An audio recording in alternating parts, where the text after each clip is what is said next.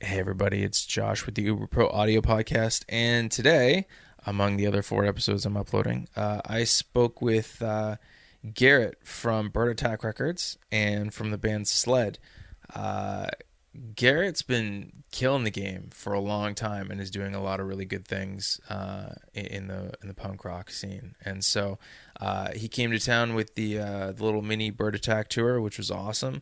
And I stole him for about, I don't know, 15 minutes or so, just to talk guitars and hear about his background and how he got started with everything. So it was a little loud, which I apologize for. I honestly, I pride myself for producing good audio quality, and this show was a little tough just because of how loud it was. But yeah, really cool story in here. I won't give it away, but there is a very, very cool story that just takes a weird twist in here with Garrett's life, which is pretty cool. But yeah, awesome guy. Check the show notes for all the links, and check out his stuff and the bands that he distributes. Enjoy. Cheers. Next level. Just like walk off the plane and you're like, oh, no, thank you. Yeah, I went and they said it wasn't even that hot, and it was like 110. Yeah. And the guys were used to it, and it was like, because they say like dry and hot is better, but that was fucking hotter than back home. Yeah, it's like there's humidity or not. Yeah. It's crazy. People have weird perceptions of like temperatures and stuff, where it's like, but let's talk guitars, man. Let's do it. So, what drove you to pick up a guitar? Started listening, like, first couple of punk albums were like Pennywise, Good Riddance, Face to Face, that kind of thing, and it sounded like something that I was like, oh, you know what? They're not doing too many crazy solo things. I could probably, start just pick a guitar up and try to learn it myself. Yeah. And I didn't really till I was like 24. Really? Yeah. That's pretty. That's pretty late. It is. Yeah. You were saying you were a late bloomer. That's right. Maybe it would just seem larger than life to me. Maybe back then I was just like, I could never do that. And then I picked it up and I was like, oh, okay, I could do that. But, learned a lot of bad, techniques. Yeah. So I've been trying to reverse them as each year that I go. Yeah. But I got, my right hand got kind of quick with little triplets. It's like, all right, well, I got that going for me. Yeah. But yeah, I was always inspired by, the Pennywise riff by Fletcher, or the Luke from Good Riddance. Yeah. Maybe if he's doing solo, some basic stuff, he's just ripping up and down the neck with the octaves and stuff, and just that pretty much were the influences that, right on. Whether the music itself now sounds like any of that, it's just I started playing like that, and I, you kind of personally evolved into your playing now, Right. So what did that look like for you? From the time you picked up a guitar at 24, how long until you were in a band? Probably 29. Yeah, again. Maybe 27, 29. Oh, it was hilarious. It was Mike and I, and a band called Endangered Feces, and it was just so funny. It was, at that time I was still barely skilled at it, but it was fun as hell because our singer is 20 years older than us, the old Hessian skate punk, just mad at the world. Yeah. Can't sing, but it was just fun as hell because he loved dressing up and go out there and just showman. Didn't matter how good we played. Yeah. Which we didn't play well at all. Drummer would try to do rolls and just times off, and we're just acting like goofballs. Yeah. But back then I was like, this is great. Yeah. And then after a while I was like, oh, this sucks. And he ended the show one day about just, middle of a small Jack Speed show, just dropped the mic. He's like, I'm over this shit. Really? We're still friends. It was perfect. It was so amazing. We didn't have to quit the band. It just went out in the best fashion it possibly could. Right on. So yeah, that was the first band. Then there was another band called Cinco Destroyo. Right, you know that? Yeah. It had a good, cool ring to it. Yeah. A few friends, and that was probably 6 years ago. Probably early 30s. Probably, yeah. Did a little bit of touring. Went over and played a Strung Out show. That's how I met Such Gold. Actually, was in Costa Rica. Bane, Strung Out, and Such Gold. There were people hanging from their backs by hooks while we're playing. Have you seen those where they have the hooks and they're just swinging? You're looking up what the fuck? It's crazy. That's messed up. It's funny. Just on a similar note, I just interviewed for my podcast Jake from Strung Out. Yeah, we just had a great talk with him. Yeah, Yeah, they rip. Yeah. One of my favorites. I don't even try to get I was telling him, like, early. my band used to be like, oh, let's cover the Strung Out song. I'd be like, let's not. No, let's cover Nirvana. Yes. And just speed it up. Yes, there you go. It's fun to cover.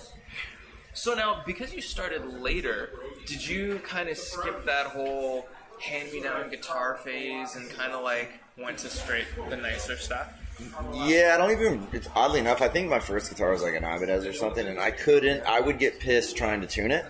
And Really? I've thrown 2 guitars off my patios. I would just get pissed. I used to have a temper, and I was like, fuck this thing, and throw it off.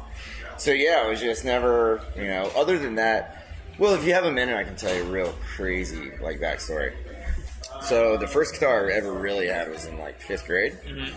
And my mom had got it for me. I was like, I want to play guitar. Yeah. And my stepdad actually had 2 sons, but I only knew about my stepbrother, not the other one. So I was 5th grade, and all of a sudden we find out that my mom finds out there's another son. Crazy. And the one stepbrother didn't really get, nothing really in common. And all of a sudden this guy comes, he's hanging out, and is like, this is the guy. I think I was 5th grade, 6th grade, I got high with him. He's like, this guy Reggie loves skating. He got tattoos all over. Yeah. And he was around for a few years, but I was playing guitar a little bit, but I consider 24 to be where I really, because I stopped. Yeah. But this guy, just one day disappeared. I guess he and my stepfather had not got along. The interesting part of the story is that this guy is named Fred Durst of a band called Limp Bizkit. Yeah. Yeah, so my stepbrother, I've never been on camera and said this. Barely anybody knows, but I was like, fuck it, I'm tired, I don't give a shit. It sounds funny. Most people are, I don't believe it. I'm like, here, let's get down the fucking line. That's nuts. Yeah, and the next time I saw him was on Spring Break MTV. I was in 9th grade, back when I used to maybe watch MTV and they had shows. And I'm like, who is that guy? This is this fucking cover of George Michael crap. And he zoomed in. I was like, get the fuck out of here, that's Fred. And I was mad, not at his success, but I was mad. I was like, I should be on the beach with all those chicks. Right? And then, yeah. But that's awesome. Anyway, the point of the story was more based around the guitar. That is kind of interesting, I would say so. But when he left, he took the guitar. Oh, yeah? And my mom had, led me to believe that he had taken the guitar. Yeah. 'Cause maybe she didn't want me to be like him or something. Yeah. And then, a couple years ago, she told me that he, 3 days later, felt bad or something like that, and brought the guitar back. She's like, keep it. Really? So my mom crushed my guitar dreams. And if I play bad on any of these, I'm blaming it on mom. So he got Mom and Fred Durst. Yeah, Mom and Fred Durst, yeah. But we've gone out to LA when Limp Bizkit kind of died down. We're not tight by any means. I didn't pick the phone up or call him, but there was a time when they were trying to reconnect again, and he had done that movie. Yeah. The something Charlie Banks. Stupid talented director. Yeah. A lot of people don't really realize, he's directed most of the Limp Bizkit music videos. Yeah. All the good ones, basically. He's directed super talented. Yeah, my stepdad, we don't get along, but he's very, business-minded, he's a smart guy, and you can see they even look identical. It's crazy. Yeah. So, that's the Limp Bizkit story for you. And then led into the guitar thing. So. That's awesome. Yeah. So, did you, you do so much outside of just playing guitar. You run multiple businesses and support a ton of bands, an entire scene. What was the transition like for that? Did you just one day go, fuck it, I want to fix what this is, and I think I can do it? Yeah, I didn't even know if I was going to fix anything. I would just, started out where I was at parties and always telling people about checking out these punk bands. A friend of mine started this radio show and said, hey, we know you're into punk, we've got this live radio show. And I was like, okay, I'll do it. An hour and a half once a week. Really didn't know what I was doing. Frenzelrom came out with their album Smoke at the Pet Food Factory. I had just been handed that album, and fucking Bird Attack was it. The timing was right. That's why we're like, okay, I'm going to name it Bird Attack Punk Rock Radio. Snowballed through that to become on the show. I was introducing people from Europe into and European bands to North America. and then I came with the idea. I was like, well, I'll distribute some of this because everybody's asking for it. And it literally just started snowballing. I was like, oh, we did this. Let's try this. Let's go do a live music. Let's do live footage of a punk rock show. They're doing it for the other ones. Okay, let's do this one. And it just slowly molded and having fun, and the name got out there, and bands like Belvedere and Guttermouth, kind of by being friends with them said, yeah, why don't we release the next one with you? And then all of a sudden it's 88 and Authority Zero, and we're having fun. And then one day, in the middle of all that, probably about a year ago, I was like, I'm tired of this vinyl bullshit. Like, it's expensive as fuck. It takes too long. Why is it a pain in the ass? And I was like, I can fix that.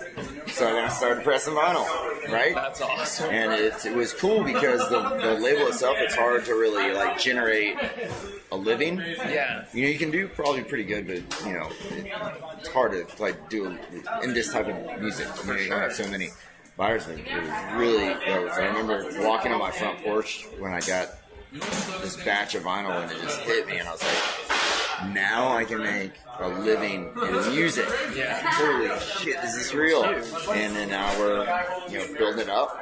Yeah. So it's all kind of feeds off of itself, and I just love helping bands try to get more exposure and be a part of something. So if I really dig the music and I get along with the people, I'm like, why not? Yeah. We're not a label where you have to tour a certain amount, make money from vinyl records or whatever other business or investment there is. Keep this just fun and enjoyable and do what you love. So that's kind of how it all molded together. And now we're doing little tours, having fun. Pretty cool. And I will say that I was, it was a good time for SLED because I was like, look, there's all this action. Let's go have fun with it. Yeah. You know what I mean? So, that's like a little benefit. I get us on some cool tours, go have some fun, live a little. Yeah. Bring my friends along and we do this. And, I think we'll try to bring it. You can't just keep putting yourself on and saying, no, we're going to do this. You can do that for a little bit, but then prove it and make sure you're not like, oh, yeah, that band. So hopefully, people dig it when we're out playing. That's awesome, man. Yeah. And just to circle back for a second, and I'll actually just reverse the two questions. Gear-wise, what'd you bring on the road? Yep, so I've been playing this ESP Ben Weinman guitar. It's got a little semi-hollow body. It's got the Evertuner bridge. I'm a gripper. I grip too hard, and that thing, dude, it keeps me in tune. It's amazing. I don't bring a tuner. Yeah. A string snap, you string it back up, tighten it just enough, and it's in tune. That's awesome. Pretty insane. And then we also have, I would say a light endorsement with Orange. So we're trying to work together. I want to help as much as I can expose. For sure. Amps and speakers or whatever that I care about, that I like to play out of. Yeah. So it's cool to be able to, have their support on this tour and backline the whole thing. And for the festival that we have, it's all Orange across the board. Yeah. So everybody's going to be playing out of the Orange amps, and that's awesome. It's cool. Do you run any sort of pedals up front, or? No, I just go straight out of whatever it is. Yeah, I just go right in. You sound stupid heavy, and that's all just straight. That's just straight from the thing. It's got some EMGs in it. I was gonna ask, is it stock or? Yeah, it just has a 8185 setup in it. But then back home I've got all kinds of different, Les Paul. Yeah. Like a standard. What else? Different ESP. I've got a Telecaster that's kind of beefed up. The Jim Reed, just heavy, got that. I had two of those. Yeah, I love that thing. It's just I like playing heavy, but as I get a little bit older, I pay attention a little bit more to the tone. Yeah. Not as much as most bands do, but I'm trying to. Cause it's I used to play out of a PV 6505 plus, and I'm paying these, but it's just it's absolutely dying shred metal. Now I'm it's overpowering. And get back, have a little twang, a little more tone, and I think as things progress, I'll probably get used to some different pedals and try to do some weird shit. Some of the guys in our bands are psych rock bands too, rock. Okay. So we're gonna just get weird and blend some weird sounds in punk rock and see what happens. 4 different delays. Yeah, exactly. Just throw some weird shit in there and see what happens. Right. The next album will be pretty interesting. It'll be definitely punk, but it'll definitely be this weird, different aspect of it that I don't think's been done before, really. But we're just doing it because we think it sounds cool. Yeah. There's no angle. But you don't see what it sounds like, see how people react, but it'll still be fast punk. It'll just be with like some weird Macedonian kind of sounds, or maybe some like someone you'll kneel down and just tweak one of the pedals and just go, Yeah. you know, eat mushrooms when you listen to us, and the sound of it. Yeah. That's awesome, man. Well, thank you very much for your time. I really appreciate it. Yeah, dude, appreciate it. Cheers. Yep.